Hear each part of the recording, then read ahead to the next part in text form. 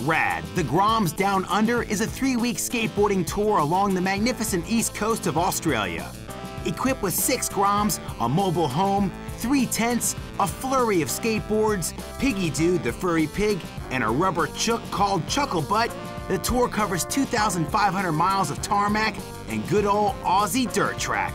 So sit back, relax, and let us do the driving.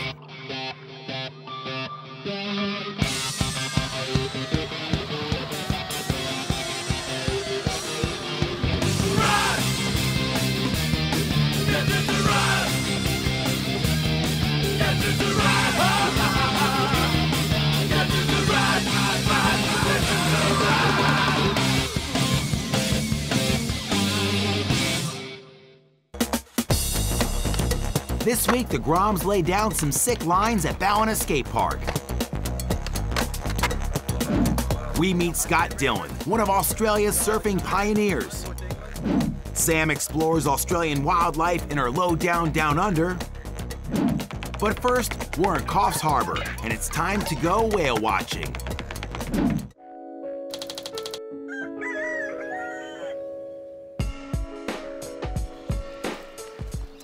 It's cloudy, but at least it's not raining. And I've made a phone call to Dennis at the boat 2 Up. He's gonna take us whale watching today. He said the conditions are not opportune, but he doesn't want to mess us around. He knows we want to get out there and see a whale, so, you know, he's gonna give it a shot. All right, let's go see what the Groms are having for breakfast, because I'm sure we're gonna see it later on. Having spent their first night in tents, the Groms were feeling a little fragile. I was a bit aware of the spiders, but in the end I slept fine until these birds woke me up. And then I looked outside and there was these birds with these massive beaks. It cracked me up. The Groms were impressed with the Australian bird life. I was looking forward to witnessing their reactions when they saw a whale for the very first time. Does anybody know where Sam is?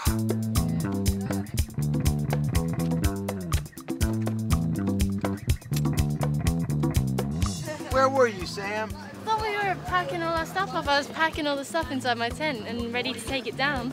We gotta go whale watching. We gotta go fishing. We gotta go get on the high seas and find Moby Dick and look at pigeons with mohawks. Those are the best pigeons ever.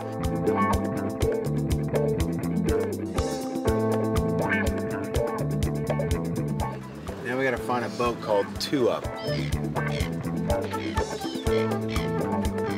I'm looking forward to it, but it's going to be a bit rough because it's grey sky and the waves are really big. So hopefully we don't get seasick or anything.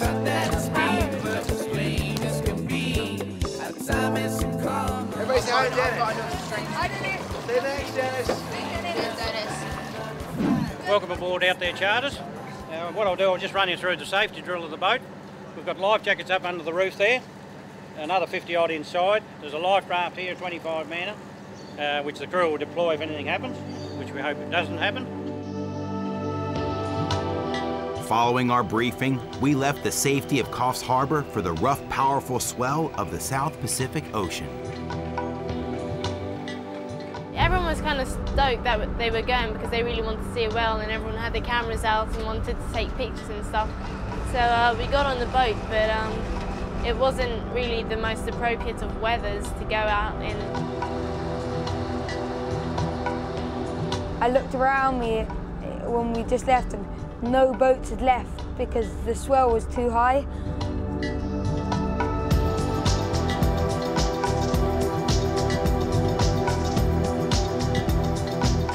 All the fishermen were like, oh, you're going out in that, and we're just like, yeah, we'll just go anyways.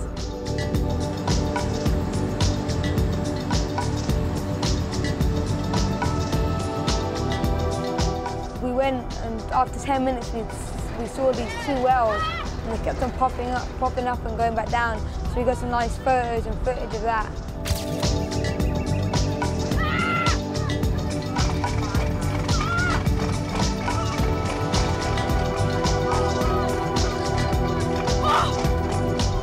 It's a good way of watching.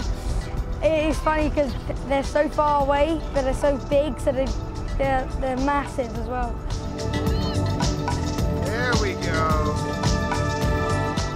these two whales with each other, and they were like following us for about half an hour. Like, they were massive, about 40 foot long. It's quite scary. Like, they're going really close now, the whales, and they look quite scary. I don't think we'll ever get to see them really ever again in our lives unless we do that. So that was an experience.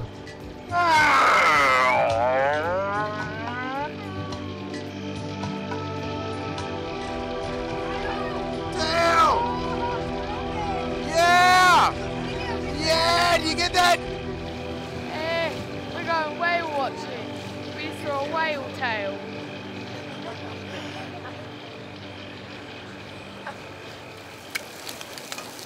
Shortly after the whale sighting, Dennis, the captain of our vessel, kindly cooked us breakfast.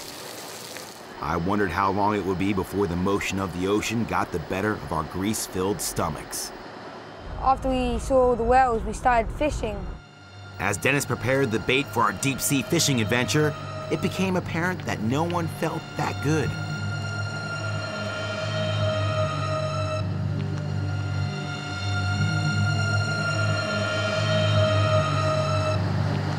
I feel sick.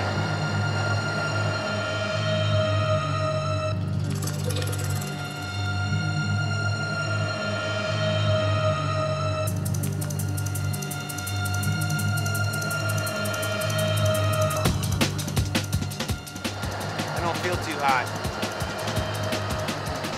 A sausage sandwich and a can of soda pop. Maybe not the best call out here in the 10-foot swell. Bow doesn't look too good. I don't feel too good. While the rest of us were getting ready to blow chum chunks, Sparrow, the youngest of our group, was too busy catching fish to feel ill. When the fisherman caught the first fish, I sat down and I was seriously considering being sick. When all of a sudden Christian sits next to me, behind me, and I look around and he's being sick over the side of the boat.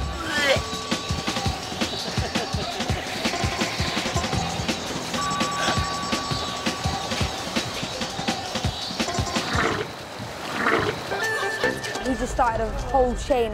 Christian was sick. Ollie was sick. It's me too. Ben was falling around, being sick while he was falling because it was all slippery on the boat. I was just about to be sick and I tripped over this bucket and fell on the floor, and then it was all coming out of my mouth and I had to quickly put my mouth over the side and like finish it off.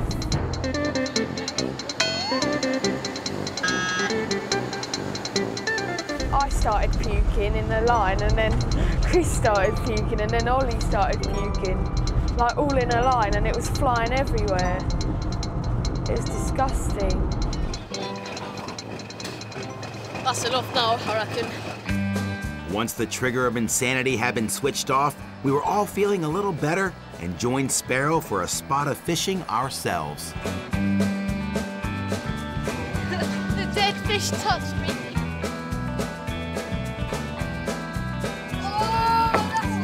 The sausage and cola fertilizer we had applied to the ocean did just the trick. Everyone was catching kingfish at a rapid rate. We were gonna eat good tonight. Is that too small? That's too small.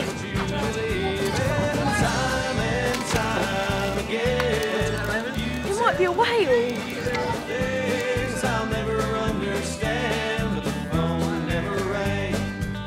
14 to 22 and Christmas is come and gone. Bad checks beneath the tree, Preston County. Hey, wait, you got a snapper. You got a snapper, Ollie. Good job, there we go. I do feel bad for them. They don't really do anything anyway, do they? They just swim around, just doing nothing. Just get bored, so might as well eat them. Sleep at your mother's house, that's not how old Wheeling. said it ought to be. Time and time again. With all the physical exertion, we were quite literally beaten by the ocean.